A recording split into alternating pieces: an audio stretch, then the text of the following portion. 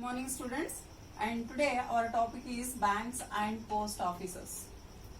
See, already you know about the banks and the meaning of the bank and the characteristics of the bank and the functions of the bank. So actually, once again I am repeating the functions.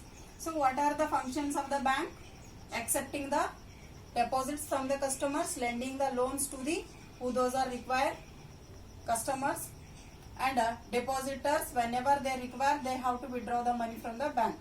And not only that, the banks were converting the money, foreign money into rupees also, and transferring money one place to another place.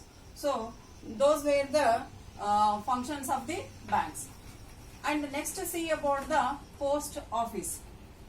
Nowadays you see the post office is also converted into a postal banks. A postal banks of India.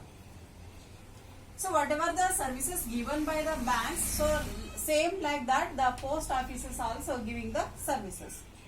So the postal banks which giving the service like a national issuing the national savings certificates, Kisan Vikas Path, and a monthly recurring deposits also, and life insurance, pensions and payment also. It deal with the a lot of various services.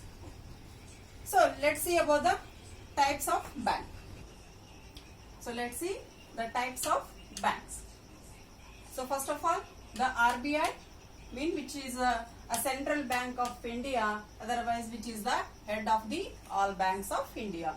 Then commercial banks, industrial development banks, indigenous banks.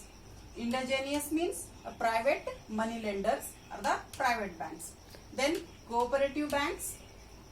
So these are the types of different types of banks. Then see about the different types of bank accounts. So first of all, the types of bank accounts are saving bank account and current account, a term or fixed deposit account.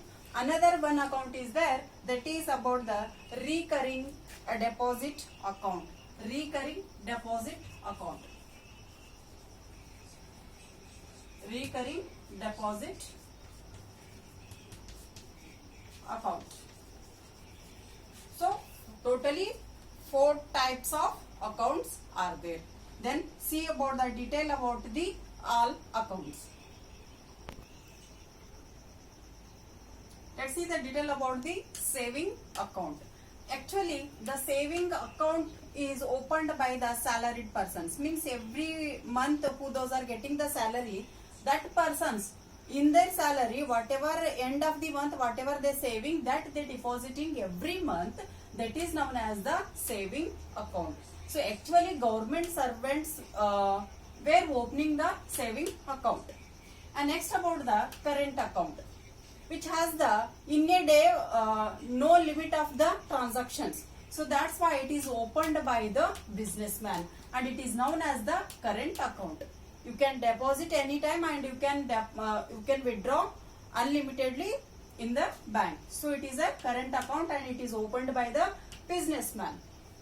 Then let's see about the recurring account. A recurring account is for future purpose. The people are saving the every month for whatever the purchasing the land or home purpose. In the fixed term, they are saving a fixed amount. That is a recurring account. Then let's see about the term or fixed deposit. A fixed amount means example 50,000 for 5-year period. 5-year period.